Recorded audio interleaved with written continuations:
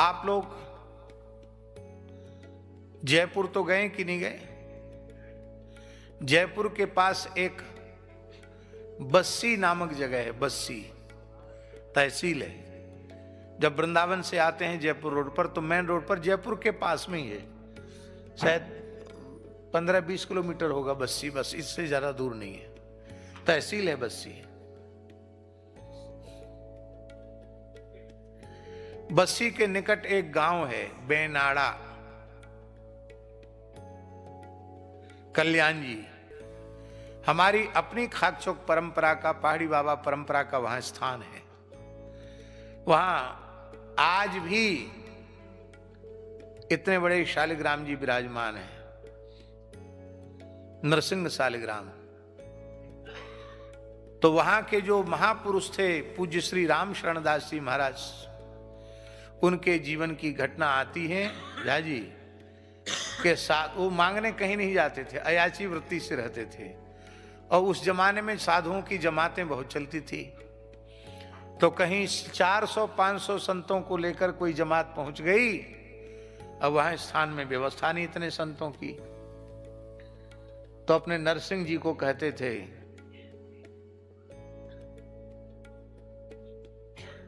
आ गए तुम्हारे मेहमान।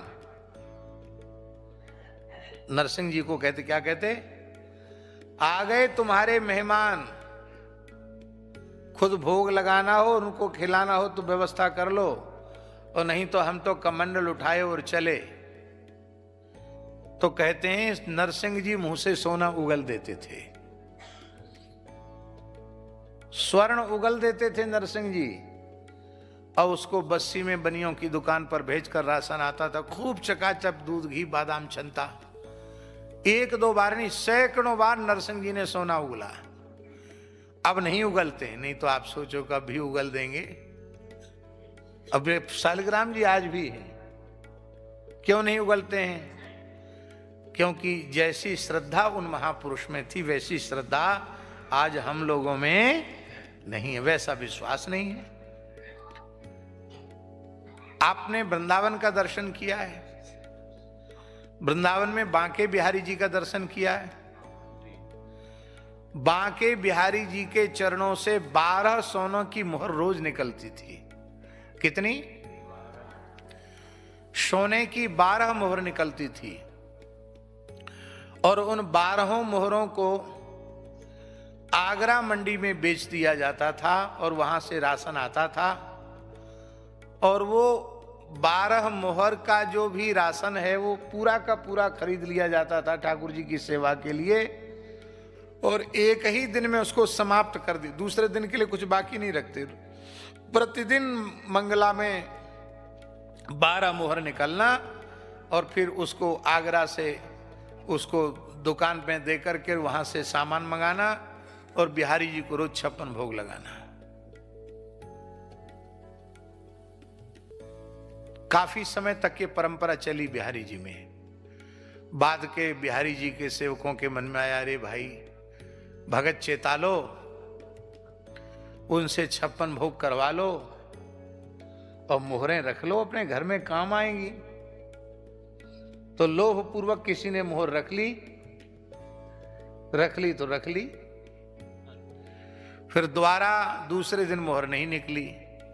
बोलो वृंदावन बिहारी की जय। तब से आज तक मोहर नहीं निकली। अब खाओ कमाओ। सतोगुण रहने पर भी लोभी स्वभाव बना रहता है, और विकार नहीं होंगे, पर सतोगुणी पुरुष भी कई बार लोभी प्रकृति के देखे जाते हैं।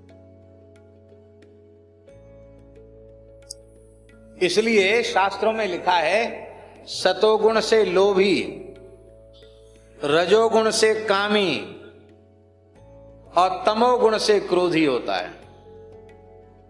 सतोगुण से लोभी, रजोगुण से कामी, और तमोगुण से क्रोधी। लोभ नहीं रहेगा तो महाराज जी सतोगुण तमोगुण तो पहले ही चले जाएंगे। लोभ की निवृत्ति होते ही सतोगुण तमोगुण विदा, जय सिया राम, चले गए। इसीलिए निर्लोभता उस जीव में प्रकट होती है जिसका अंतिम जन्म होने को होता है। अंतिम जन्म होने को होगा तो लोभ रहित हो जाएगा। लोभ रहित तब तक जीव नहीं होता है जब तक कि भगवान के अतिरिक्त किसी भी वस्तु, व्यक्ति, पदार्थ में उसकी तनिक भी महत्व बुद्धि है, तब तक वो लोभ रहित नहीं होगा।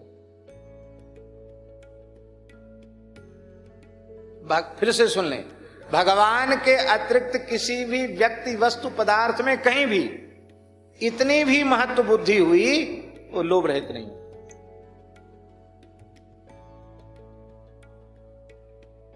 वहां परिक्रमा करने से बड़ा पुण्य होता है, वहां नहाने से बड़ा पुण्य होता है, तो लोभ हुआ कि नहीं हुआ? लोभ, बोलो। इतना कर लोगे तो प्रजापत्य व्रत का फल मिल जाएगा, इतना कर लोगे तो तप्तकृच्छ चांद्रायण हो जाएगा, ऐसा कर लोगे तो ये हो जाएगा, इतना लाख जप कर लोगे तो, इतना करोड़ जप कर लोगे तो ये हो जाएगा। लोभ है।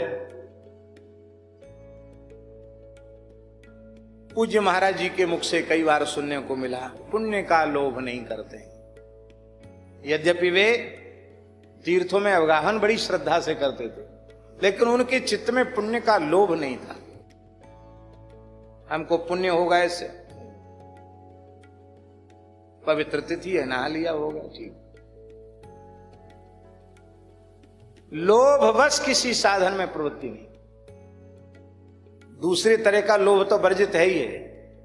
ये भी लोभ जो है ना, पुण्यादि का लोभ, सुख का लोभ, इस वर्तमान जीवन में सुख मिले, अब मरने के बाद स्वर्गादि लोगों का सुख मिले, ये लोभ है। गोस्वामी जी ने तो यहां तक कह दिया है, लोभ का फंदा जिसके गले में नहीं पड़ा वो तो मनुष्य है ही नहीं, वो तो आपके समान है, वो साक्षात नारायण है।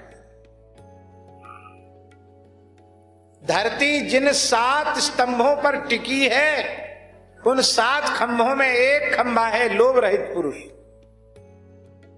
ये श्लोक स्कंद पुराण में भी है और अन्य पुराणों में भी आया है। गोभिर विप्रैश्च वेदैश्च सतीभिः सत्यवादिभिः अलुब्धैर दानशीलैश्च सप्तभिर्धार्यते मयि। गाय, ब्राह्मण, वेद, सती नारियां, सत्यवादी पुरुष, लोभ रहित पुरुष और दानशील पुरुष, इन 7 पुरुषों के बल पर यह पृथ्वी टिकी हुई है।